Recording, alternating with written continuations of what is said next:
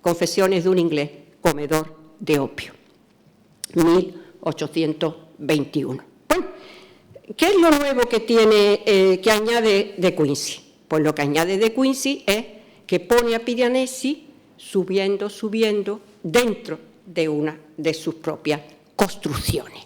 Es decir, lo pone dentro de una cárcel. La destrucción de los elementos son los que convienen y están descritos según la forma de estas cárceles del Piranesi. De Quincey, Coleridge, Víctor Hugo.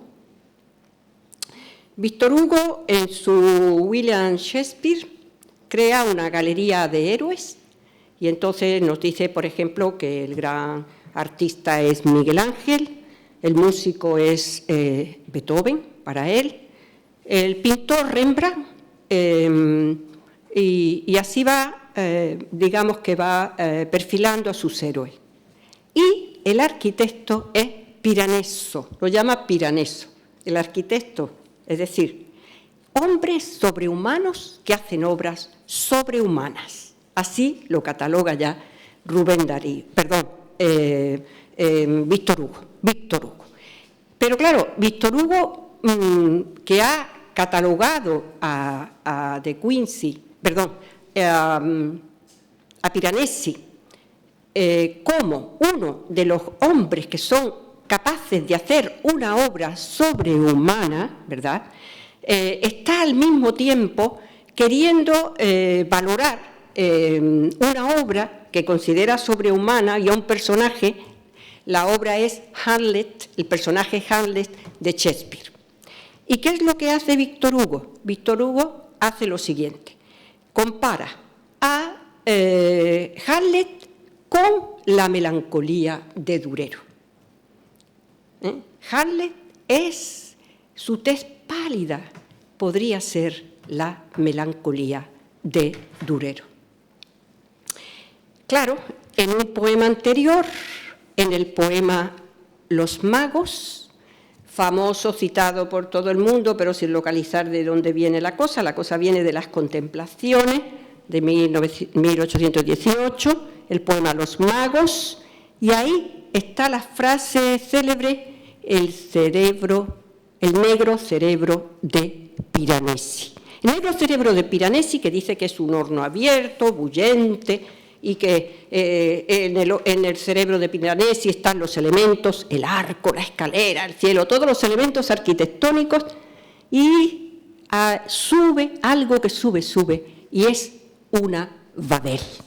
De manera que tenemos aquí una idea que es importante, la idea que coincidirá también con lo que piensan los románticos en general, y es la idea del cerebro negro. ¿Qué quiere decir Víctor Hugo cuando habla del cerebro negro de Piranesi?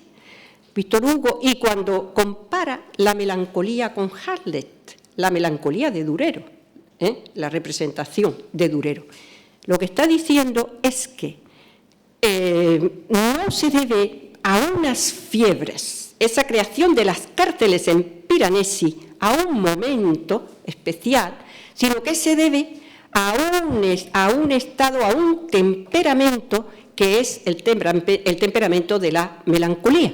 El cerebro negro, como sabéis, es cuando la melancolía ya es tan grande, primero es amarilla en la teoría de los temperamentos, pero cuando ya es tanta la bilis negra, pues ya el cerebro se vuelve negro. Es decir, es la melancolía más profunda, que es un estado permanente de Piranesi, es el que ha producido esa obra extraordinaria.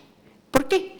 Bueno, porque Víctor Hugo piensa lo mismo que pensaba Aristóteles en el problema 31, atribuido por lo menos a Aristóteles, donde todos los hombres sobresalientes, todos los héroes, eran melancólicos. Los héroes y los creadores, ¿no?, eran melancólicos, y donde el Renacimiento siguió repitiendo la historia, por ejemplo, Marsilio Ficino, en su autobiografía, donde Miguel Ángel creó las tumbas, por ejemplo, Mediceas, ¿no?, la mano en la mejilla, esa melancolía, donde Rodin en 1880 y tanto crea su Pensador y sigue.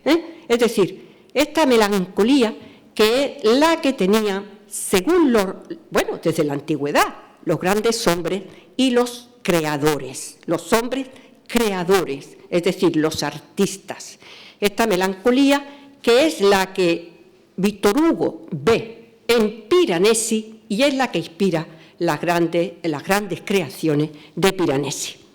Voy a comentar, aunque brevemente, lo que dice Aldous Huxley, tiene un artículo sobre Piranesi, es de 1949, doy la fecha porque coincide con Borges en un tema y puede pensarse que quizás Borges, que hacía bastante reseñas sobre la obra de Huxley, se basara en él, pero no. El mismo texto, el mismo autor interpretado, aparece en un texto de Borges de 1943 y el de Huxley es de 1949.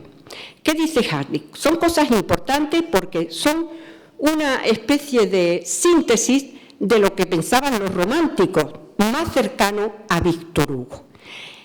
Lo que dice Huxley es que las cárceles del Piranesi son intemporales, que no representan una época histórica, porque son estados del alma. Y entonces, en esta proyección de ese estado del alma, estaba determinado por lo que él llama la acedia. La acedia es como llamaban en la Edad Media a la melancolía, que era un pecado capital, o sea que los acidiosos... había también una teoría, una cierta tendencia a pensar que eran creadores, ¿no?, en los padres de la Iglesia, pero fundamentalmente la acedia era considerada un pecado.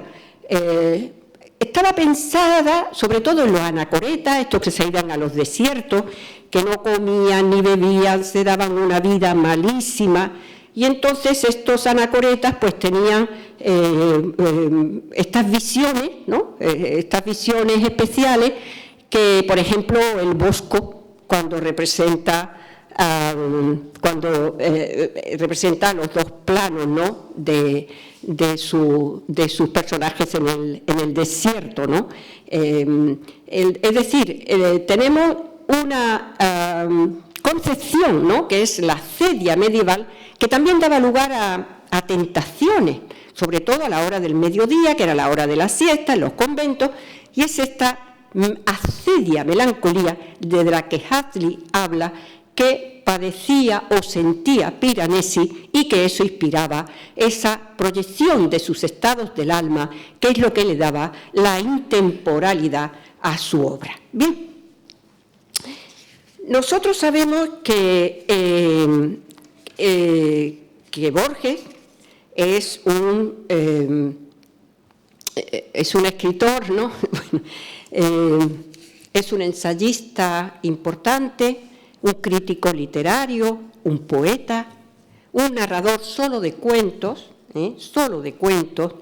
y que fue un gran lector de la literatura inglesa. Él leyó muchísimo, es decir, que todo está en sus ensayos, en sus reseñas, está, digamos, afán de lector. Pero Borges dice que una de las obras que más leyó, cita alguna, una que le gusta mucho es La caída del Imperio Romano de Gibbon, otra es la de Little Heart, la guerra real, ¿no? La traducción es la guerra real, la Primera Guerra Mundial, que él trata en El jardín de senderos que se bifurcan, y la otra es de los libros que perdurarán, La anatomía de la melancolía, de Robert Barton, publicada en 1621.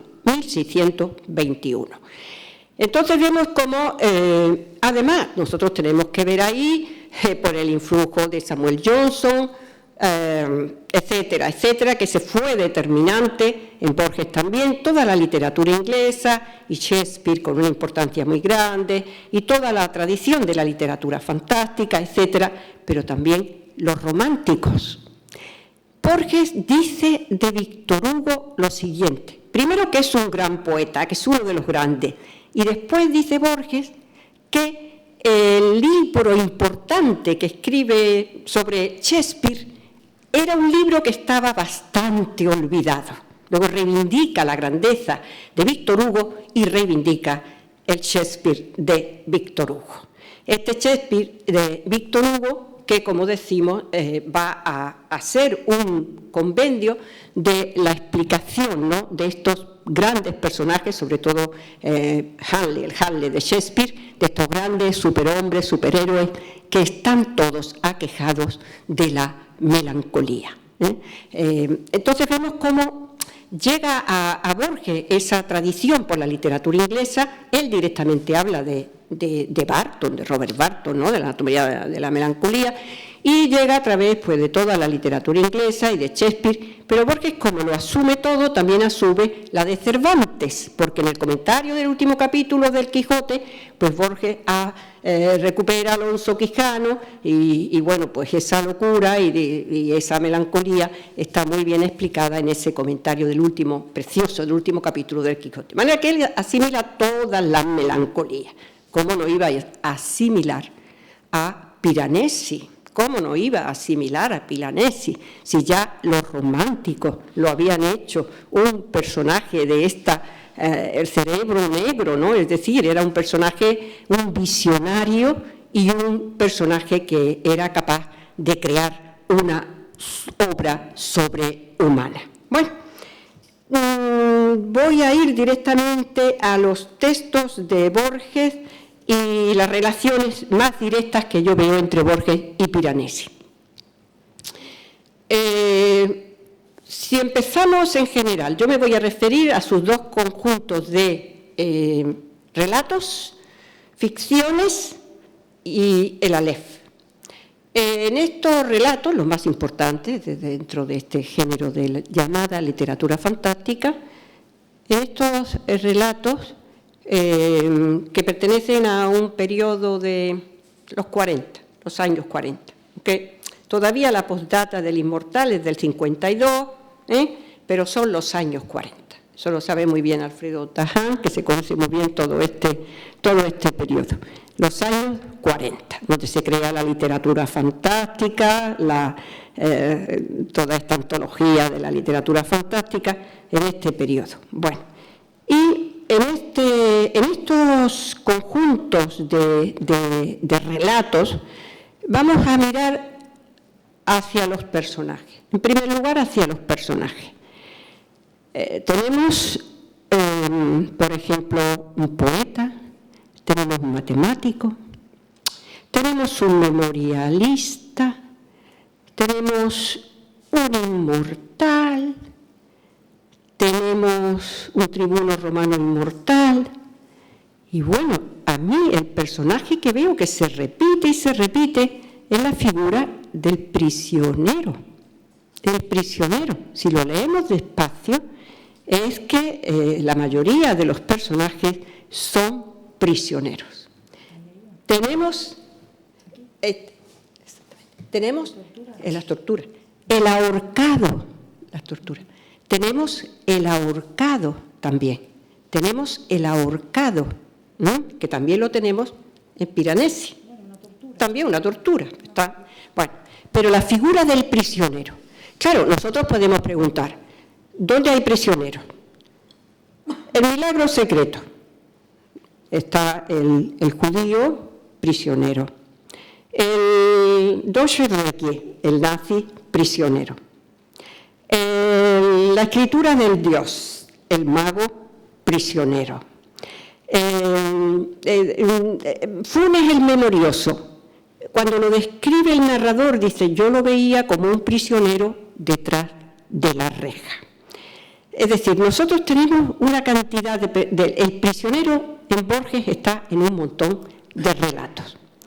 Y a esta cuestión nosotros podemos responder el ahorcado, el prisionero, el matemático, el poeta, el investigador, también en La muerte y la brújula también hay ahí un prisionero. Bueno, Podemos responder, bueno, pero sí, toda la caracterización que se ha hecho de los hijos de Saturno, Saturno es el astro de la melancolía, como sabéis, toda la catalogación que se ha hecho de los hijos de Saturno, está el ahorcado, el prisionero, es decir, todos, desde Aristóteles, que definía las características de estos melancólicos hijos de Saturno, puede darse una respuesta diciendo, es que Borges está de acuerdo con este canon. Segunda cuestión que podemos hacer, también plantear, estos prisioneros, que la mayoría de ellos prisioneros, pues están en un laberinto, todos están en un laberinto, y nosotros podemos entonces entender que estas prisiones son prisiones laberinto. ¿Qué es el laberinto? El laberinto es el propio universo. El laberinto es donde el hombre se pierde, y el laberinto es una metáfora del tiempo, una metáfora del tiempo. Bien, entonces, el laberinto como una prisión, el universo como una prisión del hombre, daría respuesta a esta abundancia de prisioneros metidos en el desierto, ¿no? En el laberinto, hablaremos después del desierto. ¿Y qué es lo que ocurre? Una tercera cuestión, ¿cuáles son las formas que tienen estas prisiones laberintos? Y aquí la respuesta está sin duda en Piranesi. Todas las formas que tienen en Borges este, digamos, espacio, este ámbito de prisión laberinto, yo desde luego veo que estaba contemplando las imágenes del Piranesi. La primera, la torre, y la otra. Bueno. Vamos a empezar por las estampas. Vamos a las estampas. Yo le voy a dar mucha importancia a las estampas. Todo el mundo le ha dado a las cárceles, pero yo prefiero las estampas. Sí, eso, las vistas de Roma y todo eso. Bueno.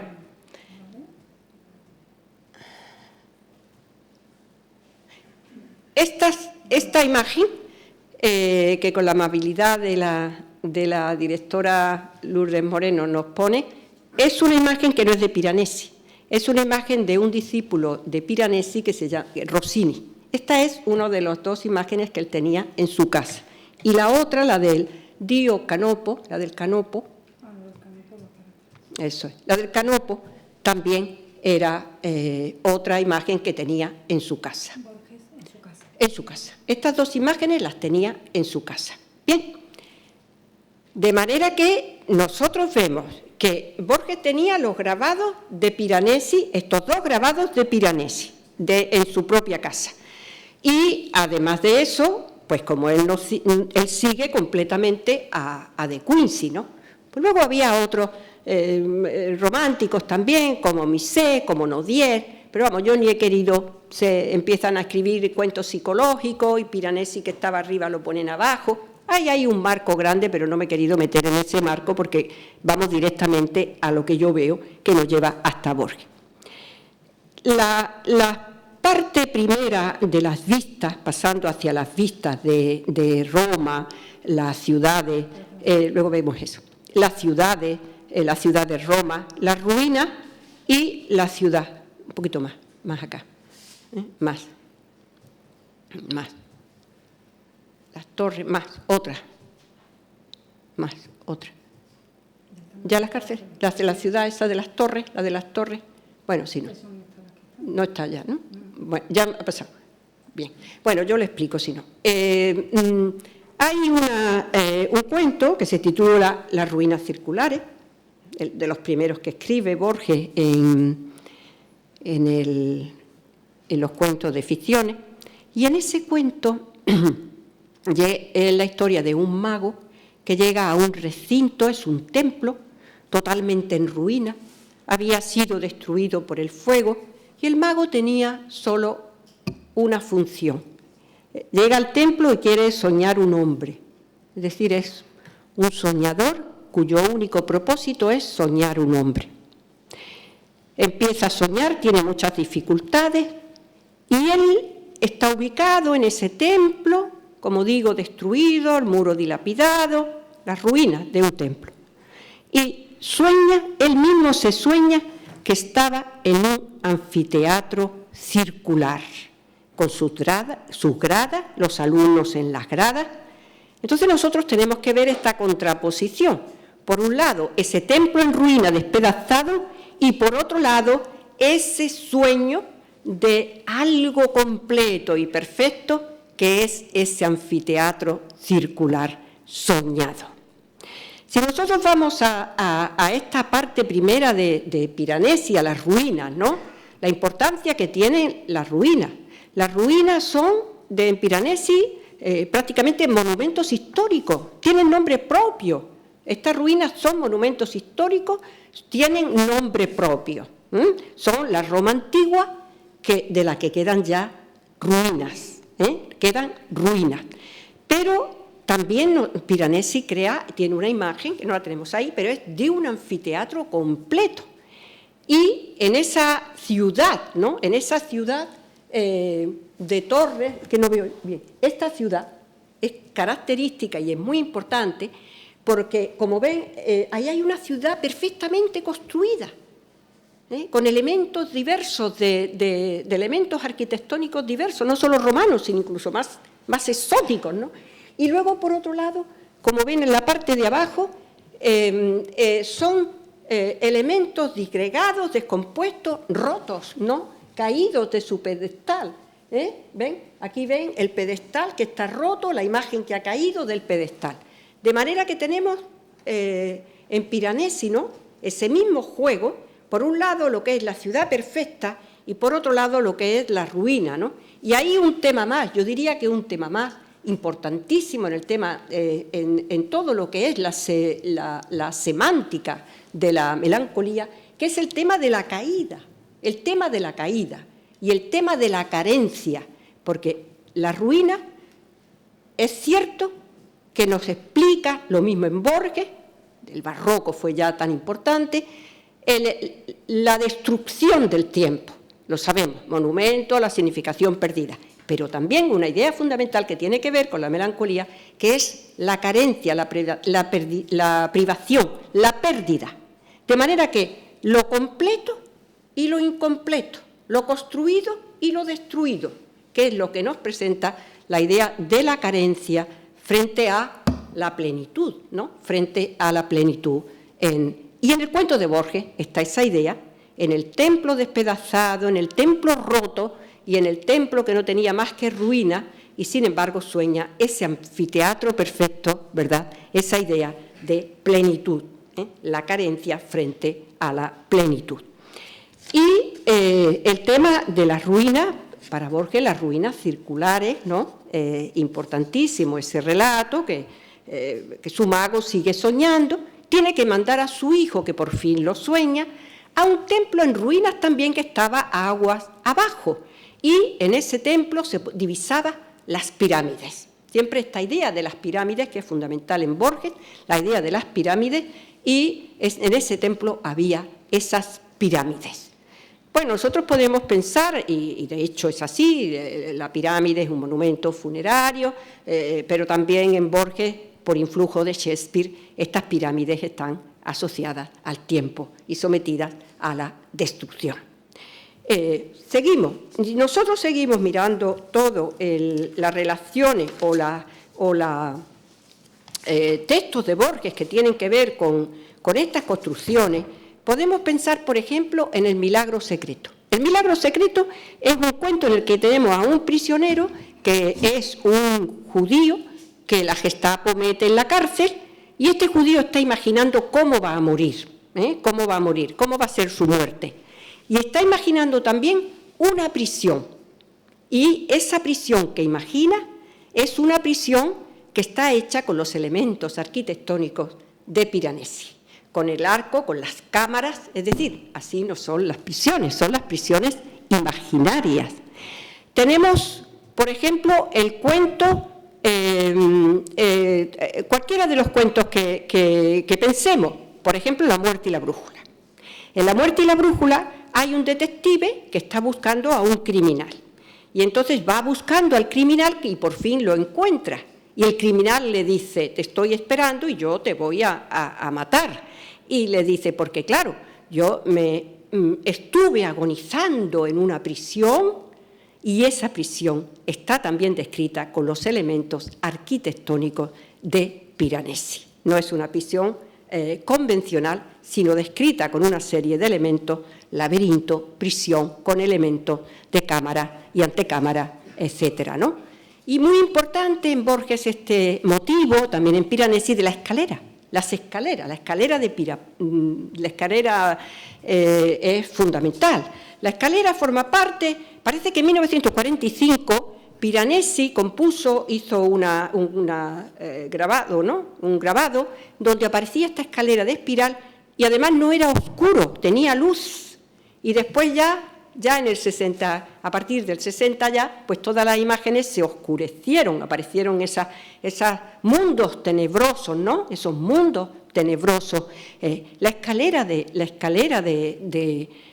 espiral, ¿no? La escalera en espiral, que es una de las pesadillas, ¿no? Por eso de Quincy, la subida, las escaleras que no llegan a ninguna parte, toda la construcción ya en las cárceles, escaleras que no llegan a ninguna parte, etcétera. Y vemos que donde Borges verdaderamente va a proyectar ya todo este mundo de las prisiones, este mundo de las pirámides, este mundo de las torres, es decir, todos los elementos arquitectónicos es en el cuento El Inmortal. El cuento El Inmortal es un cuento que es el primero de los cuentos de la Aleph y que él dice que debe, tanto a De Quincey, ¿no? Evidentemente debe a De Quincey, pero si nosotros nos fijamos en el cuento desde el comienzo, también hay un proceso de transmisión y una fecha característica, porque dice que en Londres, a principios del mes de junio de 1929, el anticuario Joseph Cartaphilus de Esmirna ofreció a la princesa de Lusignan los 6 volúmenes en cuarto menor, y pone 1715-1720 de la Ilíada de Pope. 1720 es el año que nace Piranesi, curioso. Y es la Ilíada, pero es la Ilíada ya traducida, ¿verdad? Es decir, con lo que os hablaba, el proceso de la transmisión. Este Cartaphilus luego llevaba este manuscrito y dentro del manuscrito está la historia del inmortal, la historia que es el